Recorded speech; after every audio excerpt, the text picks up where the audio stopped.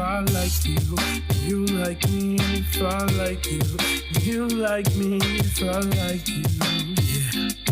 If I like you, if I like you, you like me. If I like you, you like me. Why don't we? Why don't we? Hello and welcome to Not Another Couples Podcast. We're here recording on my phone in our dining room just because it's cold downstairs and my mic isn't working. So hello. Hi. I am Casey, the adjunct GM, here with Megan, my wife. The wife. And we are here. We're going to talk a little bit about one of my favorite anime that I have talked Megan into watching. We are watching Fullmetal Alchemist Brotherhood, something I've been trying to get you to watch for several years now, but for obvious reasons you have not wanted to. Well, I think that specification there is important, specifically Fullmetal Alchemist Brotherhood. Can you explain to our listeners real quick why we are choosing to do Brotherhood instead of the original run of Fullmetal Alchemist? I mean, it's better. Is there a reason besides it being better? I mean, at least from what I've heard on the internet, that it's followed more true to the manga and... Yeah, so Fullmetal Alchemist has two anime adaptations. The first one got ahead of the manga, and they ended up kind of just doing their own thing, and the story quite widely diverts from the manga, whereas Fullmetal Alchemist Brotherhood was sort of a take two that more closely follows the written story. Mm-hmm. But yeah, I've tried to talk you into watching this one several times because I knew you'd love it, but there are a couple plot points in it that you knew about and were not interested in. Because they're widely infamous on the internet, specifically, and those who are in the anime community, some of which probably never seen of any part of Fullmetal Alchemist except for the one clip of Shao Tucker and the dog and the girl know exactly what I'm talking about. And yeah, that is a lot of the reason why I steered clear of this anime for a while, but I'm already glad we're giving it a try. So we did skip those two episodes. I've seen this anime several times and knew they were coming. And for Megan's sake, we just kind of skipped past those two. Now, we're kind of doing something new with this particular episode where we're recording for just a couple minutes here. Megan has only seen, I think, 4 or 5 episodes. I think we've seen 5 or 6 total. I want to say 5. Yeah, we just met Dr. Marco. Yes. And I just want to get your initial opinions, and I want you to make some predictions. And then we're going to cut this, and we're going to record again later after we're halfway through the show. Well, I don't know about predictions, but I can tell you what I knew, at least, is that I knew Edward was made fun of a lot with his height. I knew, gosh, what's the younger brother's name again? Alphonse, thank you. I knew he was a suit of armor. I knew that they messed with alchemy to try to get their mother back. I knew roughly that storyline. I knew he lost an arm and a leg, and Alphonse lost his body, and now they're working the whole... I knew the whole premise of it was to work on getting all of that and their mother back, which I knew at the time was... at least when I knew about Fullmetal Alchemist, was an impossible feat. I didn't know it was considered the worst taboo of the anime. So that was kind of a little bit of a surprise for me. Another thing that I did not expect about this anime was that it kind of starts at a weird point for me. A lot of the anime I've seen, there's like an introductory episode of like, for example, in Naruto, we meet our Naruto Uzumaki. He's introduced as the troublemaker character. In One Piece, the introductory episode for Luffy, he pops out of the barrel and, you know, all of that stuff. This kind of bucked that a little bit. It starts in the middle of an adventure. It starts in the middle of it. Flashes back. That was a bit odd for me. Kind of struck me for a second, and I kind of looked at you for like when we started watching these first couple episodes. I'm like, are you sure we didn't skip the beginning. And then in like episode 3, I think, then it goes into the backstory of the two brothers. I don't know. I kind of like that for a change of pace. So, do you have any characters you particularly like so far, or any you dislike? Edward's pretty great. I don't know where I have heard that voice actor before, but he's actually, you know what? I just put it together. He's an Ouran High School Host Club. Oh, I've not seen that. I love that anime so much. That is like a comfort anime for me. My best friend and our son's godmother introduced me to that episode. Shout out to Carolina, Carol in California. Love you. But she introduced me to that anime, and I'm like, oh my gosh, I love it so much. It's just a feel-good anime. But now I remember where I have heard that voice actor before. I think it's Tamaki from Ouran High School Host Club. I'm going to have to look that up later. You're looking it up now, I think. Yes. But yeah, Edward's already a pretty great favorite. Alphonse is great. He's like, no, it's not me. And he's just this shy personality in this big suit of armor. But he steps up when he needs to. And I don't know, I really like both of the brothers pretty well. Of course, we have not been introduced to only a handful of characters at this point. What is the name of the character who has the twirled mustache? Oh, Armstrong? Yes, and it's the same voice actor who voices Piccolo, I believe. Yes. Yes. So a lot of voice actors that I'm already picking up on in this initial few episodes of Fullmetal Alchemist Brotherhood. I also picked up on Laura Bailey and Travis Willingham. I have definitely reached that point now where I've seen enough anime that I'm starting to recognize voice actors. Oh, sure. So I was pretty excited when I heard Laura Bailey because I think she's phenomenal. To which I will say also another thing that I knew ahead of time about this anime was that I knew the 7 deadly sins show up in some type of iteration. Like I know there's greed, there's lust, there's sloth, all of the 7 deadly sins show up in some iteration, but I didn't know how. I knew there were villains, but I didn't know how they come up. Mm-hmm. So still don't entirely know. I just know they're villains. So I'm going through the voice actor for Edward Elric's IMDb page, just to give you some that you would know him from. Am I wrong about Ouran High School Host Club? I'm not seeing that, but I'm not going to look that closely. I was about to say, wait a minute, I thought it was the same. If I see it, I'll let you know. Broly from Dragon Ball Z. Okay. Ouran High School Host Club, Tamaki. I called it. All right. Character in Bleach. I have not watched Bleach. Oh, do. We haven't really considered that one like must-see viewing. Yeah, I'm okay with it. He's Death Scythe. Yes. Oh my gosh, yes. That's awesome. He's in a lot of Star Trek stuff. Is interesting, and he's Nagato. Is he really? In Naruto. Mm-hmm. Is he really? Yeah. I'm going to have to go back and watch those scenes now. So he's done a lot of, well, not a lot, but he's done a handful of stuff I've seen. Yeah. Huh. Anyone you don't like or like think they might be a villain later or anything like that?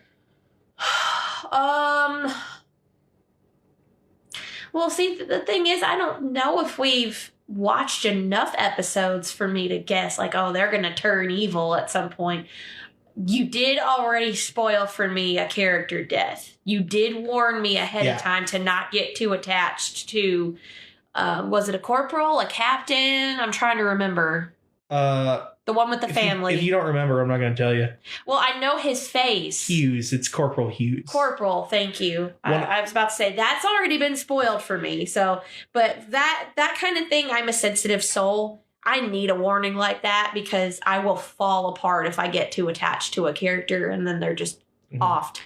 So one other character the voice actor does that you'll enjoy is Luffy, Straw Hat Luffy's brother, Sabo. He's Sabo? Yeah, apparently he's quite diverse in his voice acting because I don't recognize those all as the same people. Wait a minute. From when did he start voicing as Sabo? I already left it. That's fine. You and I can look that up later. Yeah. There's I don't know if Sabo has the same dub voice actor for all of the episodes. I'll have to look that up later. But no, I don't really have any serious predictions at this moment in time. I'm just kind of enjoying the ride for now. Nice. What do you think the Philosopher's Stone actually is? I don't know. I think there is some truth, obviously, to a Philosopher's Stone not being just one type of mass. I think he is like, it could transform into anything. It could be a gas, it could be a liquid, it could be a stone. It's stone by name only type thing. And I don't know. I do think it's a material object, but maybe it's also, maybe it's like some type of philosophy, like in a book or something. It's the friends we made along the way. Type of thing, yes. I didn't want to outright say that, but sure, okay. It's the science we learned along the way. Miss Frizzle is going to show us where the Philosopher's Stone is. Yeah, basically. I was going to say, it's all kind of a science-y thing. Yeah. Oh, you did see Scar. A little bit. Yeah. The guy who was fighting the Iron Blood guy. Yes, we did just a little bit. Yeah, the war has been kind of mentioned, that there was a civil war and there were a lot of casualties, but not a lot of details have been revealed about it yet. Yeah, mostly, again, kind of where we're at right now. I'm just kind of vibing along for the ride, just kind of sitting back and relaxing and enjoying the anime. Nice. Oh, and I remember you really liked the dog with the prosthetic leg. With the automail leg. Yes, that's been my favorite. You ask what my favorite character is, it's the dog. So there's a PlayStation 2 game, 2 PlayStation 2 games that are adapted from this anime. And in both of them, one of the power-ups you can get for Al is you can find kittens throughout the game that Al smuggles away inside the torso of his suit of armor.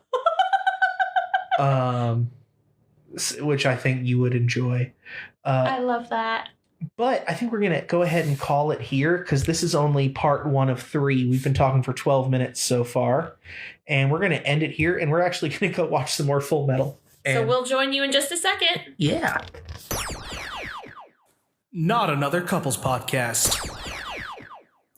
Not another couples podcast. Okay, and we're back like a couple weeks later. We are through part 2 and some of the ways into part 3 of Fullmetal Alchemist Brotherhood. And Megan, what are you thinking about it now? Oh my gosh. It's such a good anime. I don't know why it took me this long to watch it. How often does this come up when you recommend things to me and you know, like, hey, Megan, you'll love this. And then I just don't for the longest time. And yet here we are again.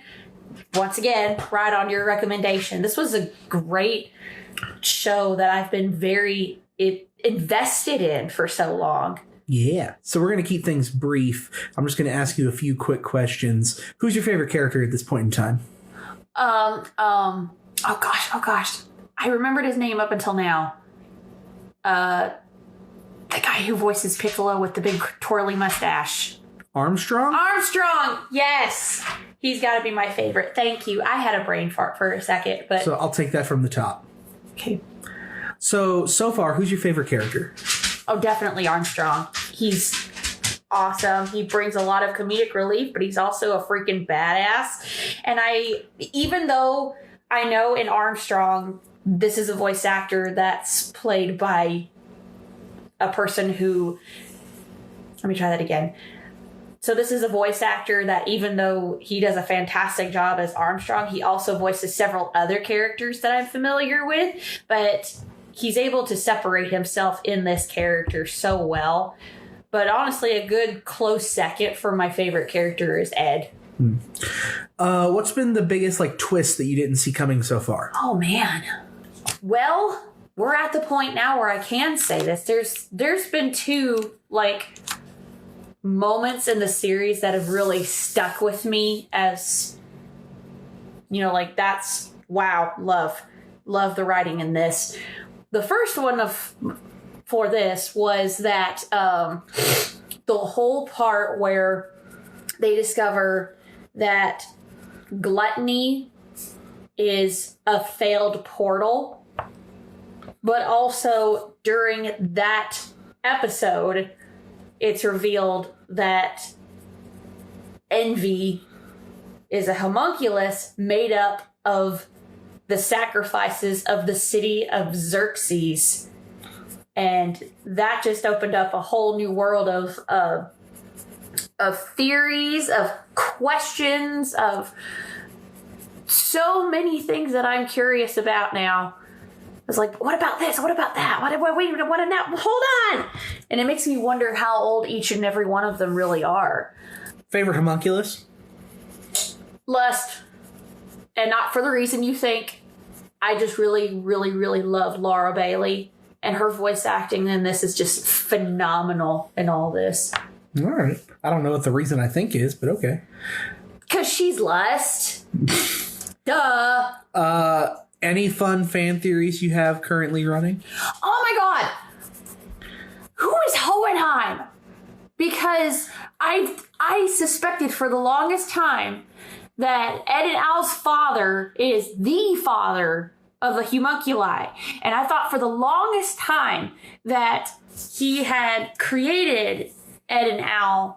And I had this all figured out up until the last episode we just watched, which I believe is part 3, episode 2. I thought I had it all figured out.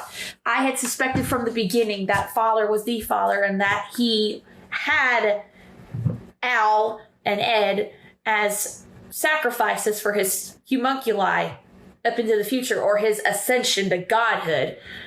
But then it's revealed that Father and Hohenheim are 2 separate figures. So now I'm just like, well, wait, what's happened here? I'm so confused. So now, is it that Father came first and Hohenheim came second? Or is Hohenheim also a homunculus? But wait, that couldn't be right, because they said so themselves that homunculi can't reproduce. So then how is it that Hohenheim is an offshoot of Father, or is he? Or is he just a part of himself that he separated his humanity from himself? That is what I've just been like racking my brain about. Like, how is this possible? Well, we will see. We're going to pick this back up in a few weeks when we finish the series, and we'll see what you think then. I can't wait. Not another couples podcast. Not another couples podcast. What up? We're back. Hey, everybody. So we're recording the last segment of this long overdue episode a little after the fact. We've recorded this once already, but due to some faulty mic lines and me being a poor audio engineer for a minute, I made a whoopsie. I used a bad mic line, and Megan's audio for this last section of our Fullmetal episode was very poppy and not in the Lady Gaga way. And the I think that if Edward L. It sounded about like that. So we're re-recording this. Using some new equipment. I hope it sounds good. This episode is going to be really weird. We've recorded with like 4 different setups, but we're back in the game room tonight. Kiddo is asleep. I kind of like thematically, Megan, that recording after Kiddo's bedtime. Well, it feels weird that we're recording this much later after we wrapped the show up, which was phenomenal, by the way. But we're going to get into that exactly. Which means you're going to take more of my anime recommendations from now on, right? JoJo's when? No, you're still not going to get me to watch JoJo's. I'm not doing it. You'd love it. No, and you know my reasons for not. And we'll skip the dog episodes. No, same as we did with this one. There's several parts of it that are weird. No, thank you. Oh, Okay, so we're going to go ahead and talk about our final reactions having finished Fullmetal Alchemist Brotherhood. Megan, we'll start with, what did you think about the ending? Oh, wow. I have to say, this is probably the anime to date, and I've been an anime fan for years now. Like we talked about in an earlier episode of one of the podcast episodes, that our starter anime was Sailor Moon, Pokemon. We were part of that generation that got started really young and most likely on Toonami. So it's been a long time that I've been watching anime. This is probably the one that has made me cry the most. It was the most emotionally charged show I've watched in a long time. Not just anime, but show. And that's I would consider that a good thing, because sometimes I hate crying. Let's just put that out there. I hate crying, but sometimes you do just need a good cry because you're rooting so hard for these fictional characters. I'm going to have to think now. We'll put this in our next episode. I'm going to think of anime that really had me in like a tearjerker moment. Nothing's really coming to mind right now, but if I think about it, I know I will have some, so I'll throw that into our next episode. Mm-hmm. But let's just go ahead and I agree. This is one of my favorites. This is easily top 5. Mm-hmm. It is for me too now, actually. I would say probably top 3, actually. And we'll rank anime on another episode. Oh, yeah. But by the way, if anyone has any ideas for episodes, we're always open to that. Feel free to message us through the podcast. Keep it family friendly, though, please. Yeah. But yeah, I just want to talk about it. I have a couple things written down to ask you about as like final reactions. The first is, I really like Fullmetal Alchemist for its power system. And this is a fantasy book English teacher nerd thing for me, of like, I'm really fascinated by magic systems in fantasy books, Aragon, Lord of the Rings, all those kind of things. I think Fullmetal has a really interesting magic system. I'm going to call it a magic system. What do you think of it? And how does it compare to other anime that have like power systems in your mind? Whether that's, I know you like Sailor Moon, where it's like the power of friendship and love, versus like Dragon Ball Z, where it's how loud can you scream? Or what new Saiyan form exists now. I think that this is actually the first power system that makes complete sense. And it can be fully explained, actually. It's not completely known, or it's not completely explained during the length of the show. But by the end of the anime itself, it all makes sense and comes together. So, compare it to, of course, what you just mentioned, Sailor Moon, and then Dragon Ball Z. There's Yu-Gi-Oh! With the Heart of the Cards, which that was one of the first animes that I fell in love with. I think is stupid. It's not stupid. I rewatched it recently. Stupid as in it's so corny, but I love corny. It for nostalgic reasons. But I compare it to another show that is very dear to me that I also fell in love with, still do, is Naruto, for example, and their use of the chakra system. Jutsu. I think chakra manipulation is a good power system. Sure, but it's not completely explained, but they keep having to go back and explain in several episodes. And then the explanation seems to keep changing on how chakra is used within the body and how it forms into different nature types. I think Kishimoto didn't have his full plan as to I think I'm saying the right mangaka name. If I'm not, I apologize. I'll correct myself later. But I think that's a good example of someone who had an idea and then had a better idea a little later, or like had ideas of, I wish I had done this, and just fully was like, this is what it is now, and please don't call me on it. Oh, yeah, definitely. And I mean, the fact that with Naruto, it gets explained away by aliens at the end has always bugged me a little bit. Yeah. And it gets kind of ridiculous, the power leveling, because at some point in the show, it makes absolutely no sense. And in Boruto, I watched all the way up to episode 20 of Boruto. It made no sense. Yeah. And with this, with Alchemy 101 here, by the end of the show, it makes complete and perfect sense. Well, it's based on a pseudoscience, but even then it's like rooted in science, which I think helps it. And I mean, coming from a literary end, just talking about like favorite power systems, I will give one anime one. I'll give two. I think for all the fact that Oda has changed it several times. I was going to mention Oda, yeah. One Piece, the hockey as a system combined with devil fruits is very convoluted, but very interesting. It is. I don't think it's very tight. It's very loose. And I love Lord of the Rings, so I love a loose magic system. Don't get me wrong. The rules can be loosey-goosey. If I have to think of a like hard and fast magic system or power system for a thing, everyone is going to say Brandon Sanderson. I'm sorry. I haven't read a lot of Brandon Sanderson. I'm working on it, y'all. But I'm going to say Aragon. Maybe you saw the terrible movie. I don't know if you've seen it. I haven't. The movie's bad. I think Amazon is making a series, and I hope they get it right because I love Aragon. So not a movie you'd recommend I watch. No, I would not recommend the Aragon movie. Maybe I kind of want to do an episode where we talk about bad good movies.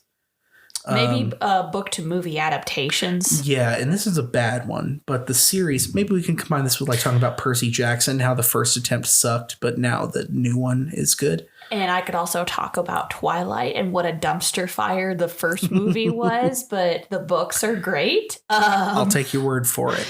But Aragon, so it's based on like the idea that everything in the universe has a true name.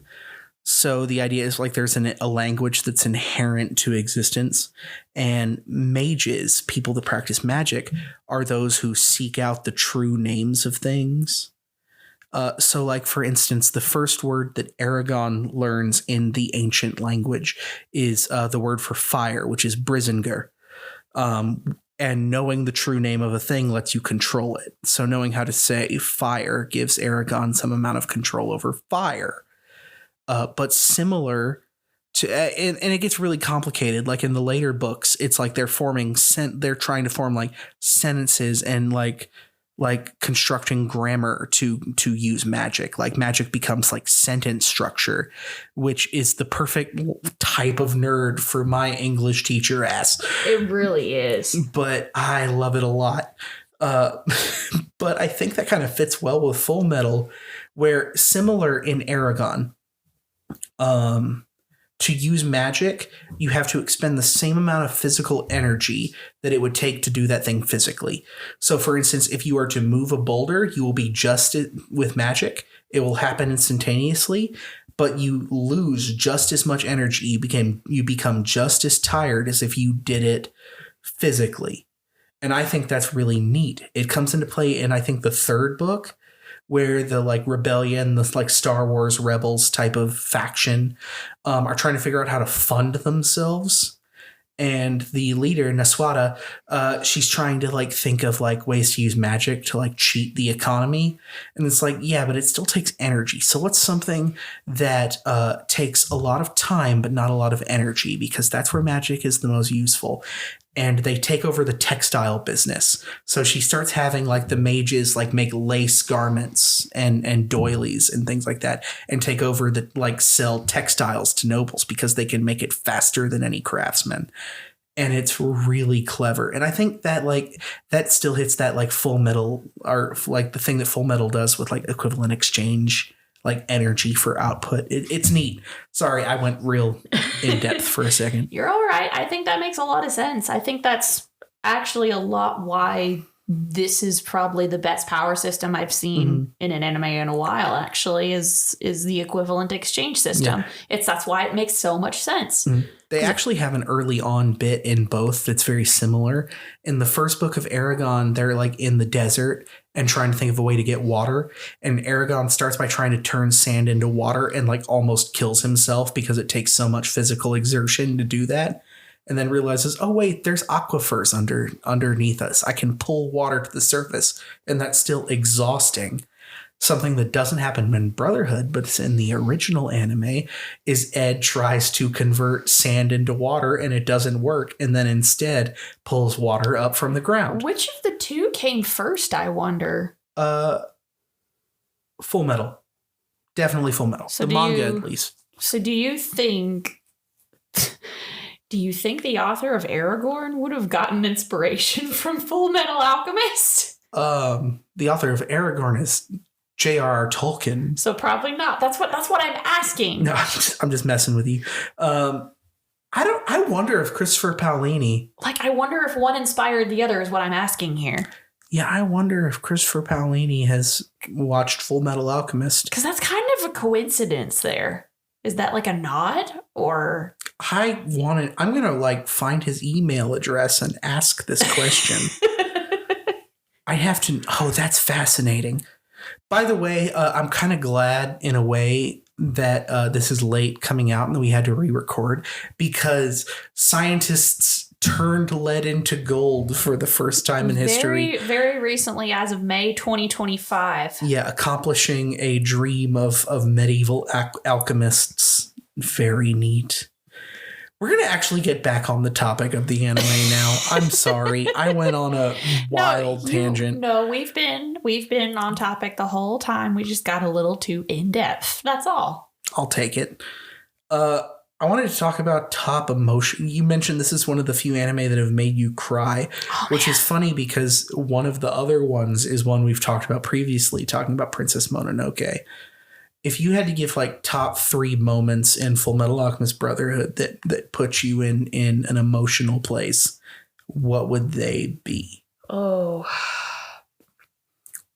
Well, I know for sure the one that comes right off the top of my head immediately was Al sacrificing himself for Ed and his arm. That was a lot. And that was a moment where you had no time to process exactly what was happening. And I was just sitting there like, wait, what's happening? Wait, no, stop. And that just all happened in the blink of an eye. So really didn't get a chance to process anything except the raw emotion of that moment. I want to say also when Alphonse was brought back. But if I had to do a third one, it's more of an overarching plot point. You know what I'm going to talk about here in a second, I'm sure. But it's Teacher's personal story that really hits home for me and hits me in a personal way. I think Izumi could be in it more. I think if that's one thing I have a complaint about between Brotherhood and this, it's that I want more Izumi and her husband. Oh, this is one of our questions, but they're really my favorite couple. But the fact that she came out a stronger woman on the other side just speaks volumes to me, because I've been through a similar journey. We have been through a similar journey, so I kind of see Izumi and her husband in the two of us, really. Yeah. I thought you were going to bring up, and that one for me is the reclamation of wrath or pride. Oh, that's right. That was another one. That was another one that really tore me up. That's a bonus one for me. The fact that the fact that Pride got to actually be a child, that ripped me apart. I remember now. Similarly, I'm always going to be a Hohenheim hater, but I will say having a kid now, him being yes, y'all did that. When they're it's not your responsibility to fix our mistakes. He's like, forget that. I'm your dad. Yes, it is. It's like, oh, okay. No, I get that. Okay, yeah. I never disliked Hohenheim, except for, You thought he was evil. I was for the longest time because that's how he was being framed. Yeah. And then this anime also had the most, not only was it the most emotionally charged anime I've ever watched, it also had the most plot twists I never saw coming. So, when it was revealed everything about Hohenheim, who he really was, I mean, automatic sympathy for sure, because who would ask for something like that to happen to him? Yeah. But... I mean, still not a great dad, but I appreciate the sentiment there at the end. I'm just curious, out of all the State Alchemist characters, who's your favorite? I'm trying to remember, is Armstrong a State Alchemist? Yeah. He's definitely my favorite. Yeah, Louise. I love Armstrong. He's just so endearing. Same voice actor as Piccolo. Yeah, and I think that's another thing that immediately drew me into him is that I know his voice from so many other anime, but, I can still see him as not just Piccolo or not just any of the other characters he's played from any other anime. I saw him as Armstrong in that moment, even though he's a well-known voice actor, because he had such a distinct personality and it was so different from any of the other characters he's played. I loved Armstrong a lot. Not to just agree with you, but I agree with you. He's my favorite too. Mustang is great, don't get me wrong. Great character, great plot arc. But Louis Armstrong is just such a dude. I love it. And he's so much on the Elric brothers' side for the entire length of the show. Mm-hmm. And he just gets so much crap from his sister that he doesn't deserve. I will say, even though I love her too. I love her a lot. I will say you meet way more State Alchemists in the original series.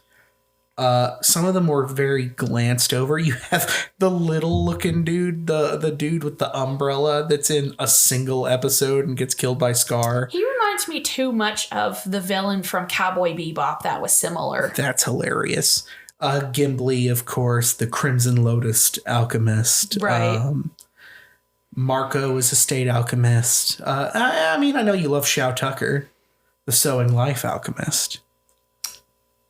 Not even fun to joke. Nah, I'm not going to say words because there's probably children or parents listening to this. So no, I'm not going to say parents. It. Yeah, probably. Parents that know me personally. Yeah. We're going to skip over the next question I asked because I remember neither of us really had a lot to say there. You mentioned there's a lot of plot twists in this. Which one surprised you the most? Hohenheim. Yeah, that one got you big because you the whole time we were watching, you were I think this is going on. Let me explain, because all the way leading up to that, you kept asking me throughout this whole thing, and you probably heard it earlier in the episode of this podcast where you're asking me, who do you think Hohenheim is? And I gave my best guess. I was so wrong. I don't even remember what I said in the middle part of this podcast episode. I don't remember what I said. He's probably looking it up right now, but I never saw coming what I did. So spoiler alert if you have not watched this yet.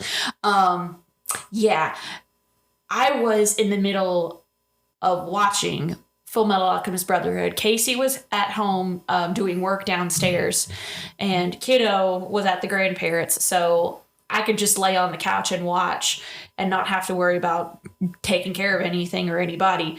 So I was just all snuggled up on the couch under my blanket, propped up with some pillows, and just zoned in. And then it's revealed what Hohenheim actually is. I leaped up from the couch with the biggest gasp, like, and Casey heard me, and he said, "What's wrong? What's wrong?" And I come jumping up from the couch. I go running down the stairs because his office is in our basement. And I said, "Are you freaking serious? Are you freaking serious? Hohenheim is a philosopher's stone? Are you serious?" And I did not see that coming. That was the biggest plot twist of the whole thing because I made so many guesses, but I never could have predicted that. I keep telling you to stop leaving your socks. Sam ate another one of my socks. I keep telling you to stop leaving your socks everywhere. And he brought it to me as if to gloat. We're cutting that part out, I know, but... No, I'm not.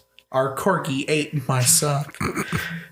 Yes, you thought... Because you originally thought they were like demigods, that it was going to be like a Percy Jackson type of thing. I don't know what. I really don't remember what my prediction for Hohenheim was, but I assumed he was the guy behind everything. But I was so wrong. I was so wrong. I'm going to keep mine to a simple one. And this is me digging back to my memory of watching this back when it was like premiering on Adult Swim. The one dude who's like a living suit of armor, like Al, the one whose brother is the suit and he's the helmet, that I was like, oh!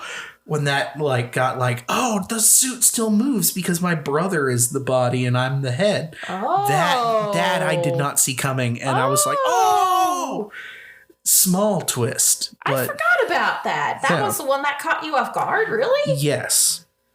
And in the original one, in the original series, not Brotherhood, but Fullmetal Alchemist, Tucker comes back at the end, and it was a twist that pissed me off.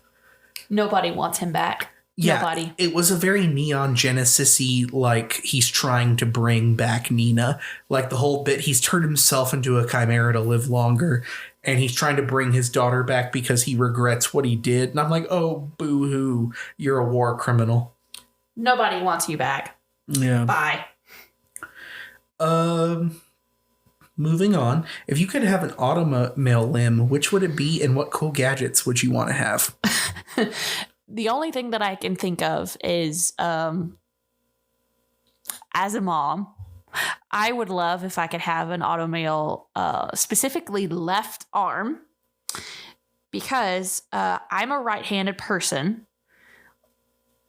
Though I'd be fine if I did the right arm as well, but I would want an arm that is much stronger than my dominant arm, so that way I'm able to carry our son everywhere that I need to. And he's a toddler, so he fights me, and he is strong. He's got so much core strength and leg strength. It is insane. So I would want an arm that's stronger than my dominant arm, but also have like gadgets in it for like if I need to like have a paper towel to clean up something, or So you wouldn't, as a dancer, go with like feet for retractable tap shoes? No, because, well, honestly, I'd replace one of my knees. I want Heelys just all the time. I'd replace one of my knees because I have such bad knee issues in my 30s as a dance teacher. But no, I would go with an automail arm, or I would go with an automail knee specifically, but not a whole leg. Yeah, I'm gonna stick with the less introspective, silly answer of I want Heelys built in. Just living my 90s best life. Very cool. Talking about the epilogue, what are some of your favorite things?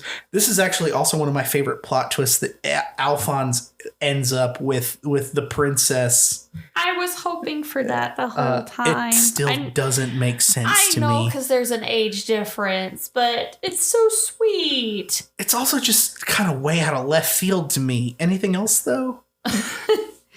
Well, I think I mentioned it a little earlier, but the fact that Pride just gets another chance at life and get to live out the dream he actually wanted was to just have a mother and be a kid, and that meant a lot. The whole time that Ed and Winry had their exchange at the train station, I just kept, because you were right here next to me. It's like, just say the words. Just say it. Just say those 3 words. Just say it, you two. And they never did. They never did. They did in their way. No, but I wanted to. Girls, if you're listening, you know what it means when a guy says those 3 words. I love you. Even if they say it in their own way, just to hear those 3 words means everything. So I know it was enough for Winry because they have their own language between the two of them. I just wanted to hear it. Very rom-com. I love it. It is very rom-com. Yeah. I similarly, I was actually watching a podcast episode from a show called Otaku's Anonymous, where they were talking about The Owl House, a show I want you to watch, by the way.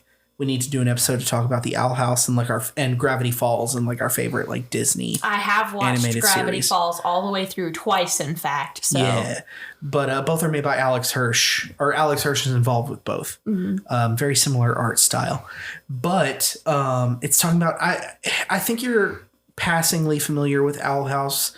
It was a show. It had 2 seasons, and then it was originally supposed to be 5, but Disney canceled the project, and because writer Dana Terrace, the show was too gay for Disney. Yeah. Because of representation. Yeah, it was too woke or whatever.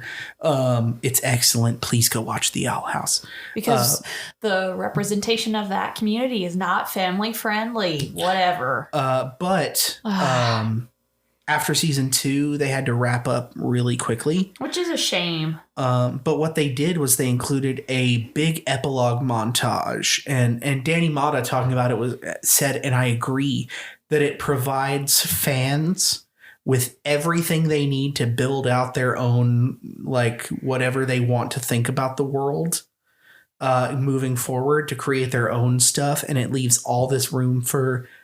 It gives you enough room for good interpretation, and I think the epilogue for Fullmetal Alchemist does something similar. It leaves gaps for the audience to fill. Yeah, he also says that Luz Nochera is like the Ed Elric of Disney characters, and folks, go listen to that. Actually, it's really good, and watch The Owl House.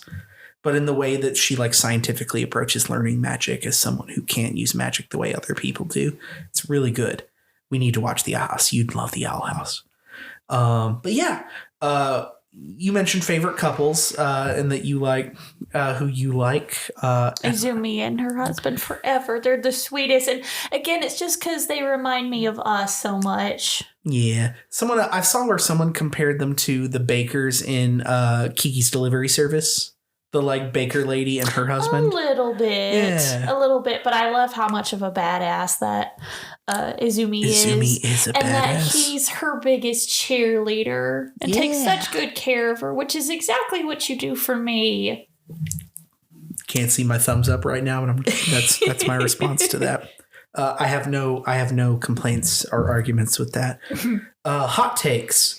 My hot take for this is that Winry is not that good of an automail mechanic. Ed is breaking down all the time. He really is. I mean, but a lot of what she's doing, I feel like, is experimental. Sure. And she's developing herself as an automail mechanic. But experiment in a lab, not on your boyfriend. Yeah, I have to agree with that.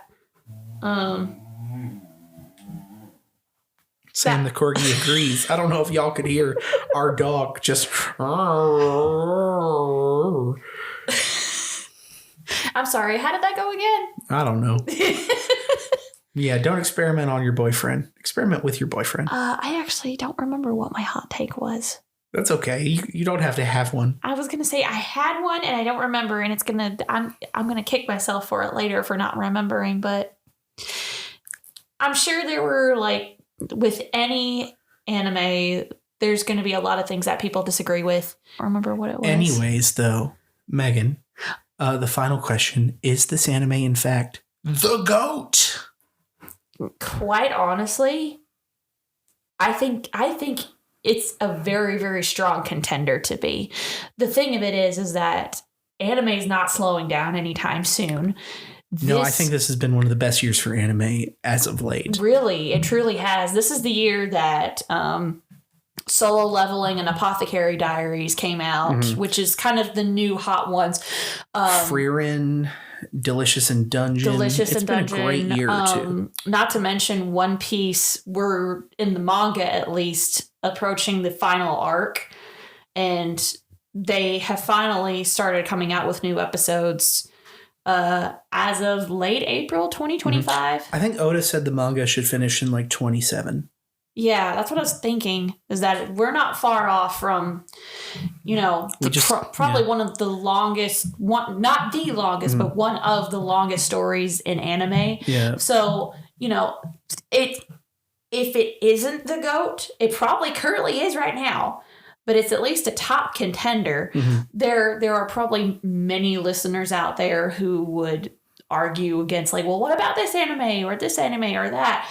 Or there could be something that comes out next year that is absolutely phenomenal and could hold its own against this anime. But at least for me personally, this is definitely one of the best I've ever watched. Wonderful.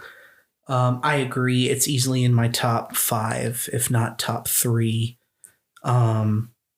There's been a lot of good anime lately, and I probably should reevaluate my list soon. I'm about to rewatch Gurren Lagann, I think, being a longtime favorite. And it's been in the conversation a lot lately. But, yeah, the top anime of this past year and a half or so has been incredible. It really has. And again, not slowing down anytime soon. I almost forgot, too, that Dragon Ball Z just recently came out. Diamond just had its dub come out. Yeah. I'm on the fence of how much I like I love all Dragon Ball content, don't get me wrong. I will forever love it. Nostalgia demands it of me. You can just inject that Goku and Vegeta story into my veins. I'm happy for it. But I don't understand how it works with Super right now, and I have more complaints than I want to have. And I'm just sad for Toriyama's passing.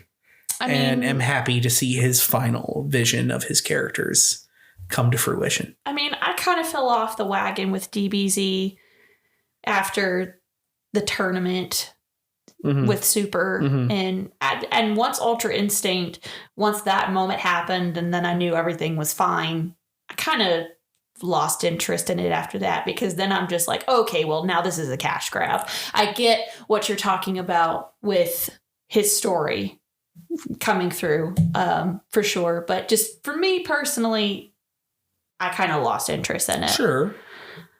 But kind of getting a little off topic here. Don't you think we should wrap up the super long episode? Yeah, we should probably end it here. We have several things we're talking about. We're going to get back. We've been away for a while.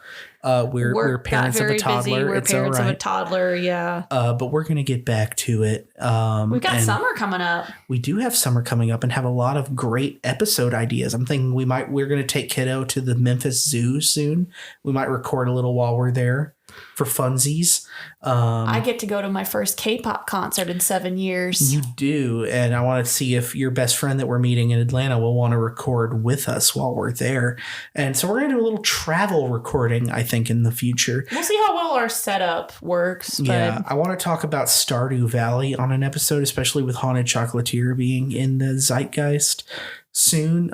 We have a lot of great ideas, but if you have an idea for us of something you would like us to try or to watch or whatever, or just talk about, let us know. You put it in the comments, put it in the, send us a message. You can do that. I'm not giving an email out right now. I might make an email in the new future for people to email us questions and things like that. We get enough listeners, we'll probably do that. Yeah.